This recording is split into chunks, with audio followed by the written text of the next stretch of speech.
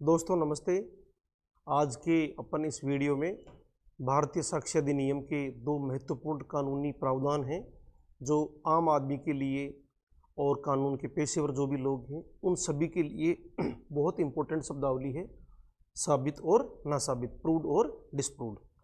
दोस्तों ये जो दो शब्द आपको दिख रहे हैं ये एविडेंस एक्ट के सबसे महत्वपूर्ण शब्दों में हैं और एविडेंस एक्ट भारत के प्रत्येक न्यायालय की जितनी भी कार्रवाइयाँ हैं, चाहे क्रिमिनल हो, चाहे सिविल हो, चाहे और कोई सी कार्रवाई हो, उनके लिए कोई भी तथ्य जो होता है, कोई भी लड़ाई झगड़ा होता है, कोई भी डिस्प्यूट जो होता है, उसके अंदर हर पार्टी चाहती है कि मैं केस जीत जाऊँ और केस जीतने के लिए उसको उस फैक्ट को साबित करना होता है।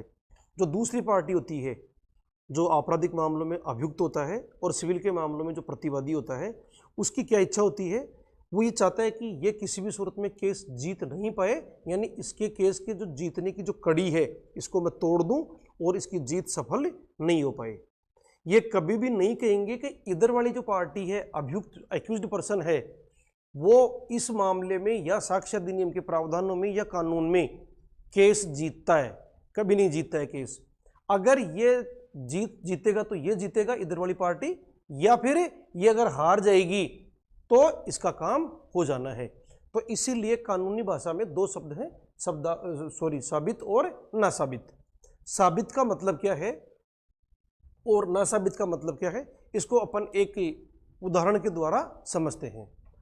दोस्तों ये एक आदमी है ए, ये इस बी के ऊपर चार्ज लगाता है कि इस बी ने इस कोई भी डेट है, जैसे 1 जनवरी है 2024, इसको इसने 8 AM पर मेरे साथ में मारपीट करी है। और मारपीट कहाँ पर करी है? मेरे साथ मारपीट इसने जयपुर में करी है। तो यहाँ पर तीन बातें हो गई, एक आपकी डेट आ गई, एक आपका टाइम आ गया और एक आपका प्लेस आ गया। ये बात ए कह रहा है, तो ए कोर्ट में जाएगा और एक कोर्ट में जाने के बाद अपने इस बात के लिए कोर्ट को कहेगा कि मेरे साथ में इस बी ने यह घटना कारित की है। इसका मतलब ये चाहता है कि कोर्ट में जो कह रहा हूं उसमें कोर्ट बिलीव कर ले, उसमें कोर्ट भरोसा कर ले, और अगर कोर्ट ने भरोसा कर लिया इसकी बात में तो इसकी बात साबित हो जाएगी। तो यह साबित करने के लिए, अपनी साबित करने का जो इसका जो प्रोग्राम है, जो ये टर्म है, इसको स्टार्ट करने के लिए अपना कार्यक्रम चालू करता है। तो यह साबित करने के लिए इसको चाहिए साक्ष्य। तो अब अपन एक छोटी सी बात करेंगे कि किसी भी फैक्ट को प्रूव करने के लिए कौन कौन से साधन हैं। तो जो वो साधन है इसको साबित करने के लिए, इनको कानून की भाषा में अपन कहेंगे साक्ष्य, यानी एविडेंस। तो इस एविडेंस के लिए सबसे पहला जो रास्ता इसके पास में है वो है ओरल एविडेंस, यानी कोई भी गवाह है इसका जो भी है, या ये खुद कोर्ट में जाके मौखिक रूप से बोल के बताएगा कि इस बी ने इतनी तारीख को इस टाइम पर इस जगह ऐसा मेरे साथ में किया है। तो ये हो गया ओरल एविडेंस। आपका सेक्शन 59 है इंडियन एविडेंस एक्ट का, वो कहता है कि अगर किसी डॉक्यूमेंट के अंदर कोई बात लिखी हुई है, उस डॉक्यूमेंट के कंटेंट्स हैं, तो उसके अलावा सभी जो बातें साबित करने के लिए जो तरीका है वो है आपका ओरल एविडेंस। और इसी का जो 60 है वो क्या कहता है? वो कहता है कि ये ओरल एविडेंस हमेशा डायरेक्ट होना चाहिए, यानी उस व्यक्ति का होना चाहिए जो ये कहे कि मैंने देखा है, मैंने सुना है, मैंने ऐसा फील किया है, तो उन्हीं व्यक्तियों का होना चाहिए। ये ओरल एविडेंस के बारे में गोल्डन प्रिंसिपल है। इसके अलावा और क्या कर सकता है ये इस बात के लिए? दूसरा साधन इसके पास में है दस्तावेज। कोई भी डॉक्यूमेंट इसके बारे में लाके दे दे, जिसको अपन बोलते हैं दस्तावेजी साक्ष्य। और तीसरा हो सकता है वहां पर कोई कैमरा लगा हुआ हो, कोई वीडियो रिकॉर्डिंग हो, तो वो लाके भी ये अपनी बात को कोर्ट में भरोसा कराने के लिए आगे अपनी स्टेप बढ़ा सकता है। और इसीलिए तीसरी बात हो गई आपका इलेक्ट्रॉनिक एविडेंस या आपका डिजिटल एविडेंस। इसके पास में टोटल 3 चीजें हैं, 3 साधन हैं जिसके द्वारा ये अपनी बात का कोर्ट में भरोसा कराने का प्रयास करेगा, यानी इसको साबित करने का प्रयास करेगा। अब दोस्तों इसमें क्या होता है कि इसके अंदर कौन कौन आएगा इसकी तरफ से साबित करने के लिए? तो यहाँ पर एक गौर करने वाली बात है कि जैसे मान लीजिए ये ए आ गया, ये बी को भी ले आया, और ये सॉरी बी तो आ चुका अपने पास में, तो जैसे ये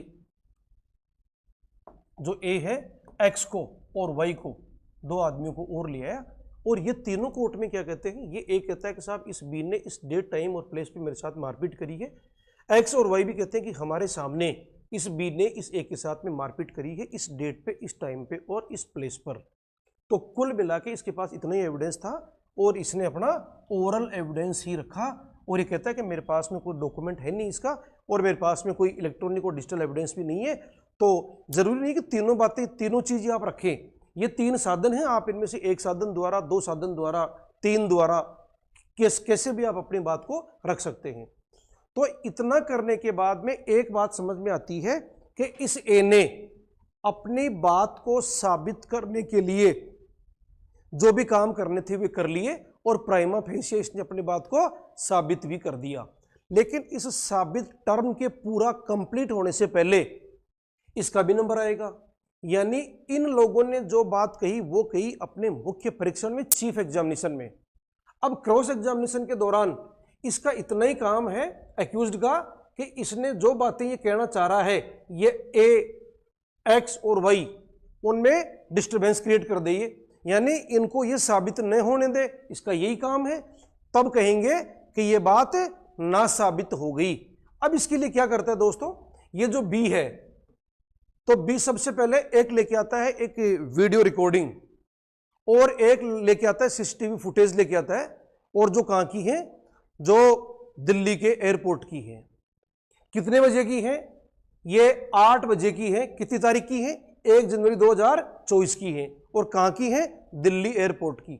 इसके अलावा ये जो बी है, ये उस दिल्ली एयरपोर्ट का बोर्डिंग पास लेके आता है, और वहां का ऐसा कोई इतना मजबूत को डॉक्यूमेंट लेके आता है जिससे ये आराम से देखते ही ये भरोसा किया जा सकता है कि ये डॉक्यूमेंट फोर्ज्ड नहीं हो सकता, और ये भी हो सकता है कि ये जो डॉक्यूमेंट लेके आ रहा है इनका वेरिफिकेशन किया गया तो वे भी सत्य पाए गए।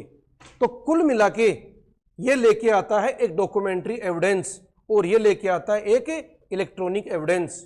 ये कौन लेके आ रहा है, ये बी लेके आ रहा है, और बी ने लाके कोर्ट के सामने रख दिए। तो अब ए एक्स और वाई इनकी जो बात, जो तीनों ने एक होके एक बात कही थी कि 1 जनवरी 2024 को 8 बजे जयपुर में इस बी ने ए के साथ मारपीट करी है, ये बात साबित नहीं हो पाई, यानी इसका पक्ष है जो मजबूत हो गया, और इसने इसके साबित होने के रास्ते में एक बहुत भारी अवरोध पैदा कर दिया। तो इस बात को कहेंगे कुल मिला के कि ये जिस बात में कोर्ट को भरोसा कराना चाह रहा था, जो उसकी इच्छा थी कि मेरी बातों में आप भरोसा करिए, उन बातों में इसने भरोसा नहीं करने दिया, इसलिए ये बात क्या हो गई, साबित हो गई। सॉरी, ये बात ना साबित हो गई, साबित नहीं हो पाई।